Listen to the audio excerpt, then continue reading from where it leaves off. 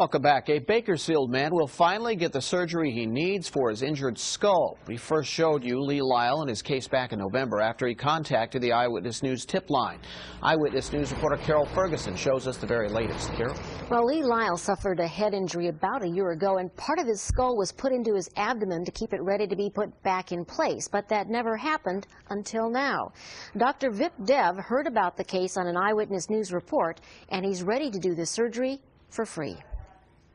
I just turned 53 last Saturday. Lee Lyle has a deep dent in his head, and it's been that way for about a year. Surgery to put a piece of skull back in place was held up apparently by red tape. Now that will soon change. I'm so relieved. Yeah.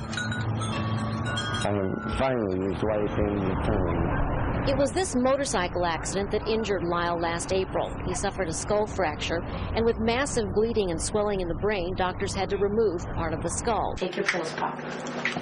Last November, we showed you his story and the struggle to get the next surgery to replace the skull. That's exactly now, right. Dr. Vipul Dev will do that surgery. So what we're going to do for Mr. Lyle is we're going to replace that bone. Dr. Dev says he'll set up the surgery as soon as possible, and if needed, he'll use this special hyperbaric oxygen chamber to help with the healing. So did you hear about this based on the story we had done? I did, and I came across it.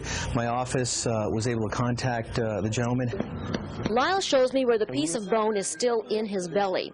The doctor says it's still in good shape to be put back where it belongs. But there is danger to his head with not having it. Lyle knows that. He had a close call when he was home alone unloading the dishwasher. I grabbed some dishes, stood up, and I hit my head on the corner of that cabinet door right here. So hard it put me on my knees. And if it had hit right here, we probably wouldn't even be talking right now. Lyle has struggled with Kern Medical Center to get this final surgery done and says he was bitter for a while, but now he is so hopeful.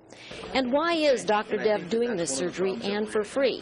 He says it's just the right thing to do. I know that we have the ability to fix it, and so I think if we have the ability, then we have the responsibility. Now, Dr. Dev told me a neurosurgeon may also donate his time for the surgery, and Memorial Hospital will also try to waive their fee for use of their facilities. We called KMC to get an update on what they're doing with this case, but no one was available for comment today. Of course, we'll let you know what happens next. Back to you. Remember, if you have a story like this one you want us to investigate, call our Eyewitness News tip line at 869-2929. Again, the number 869-2929.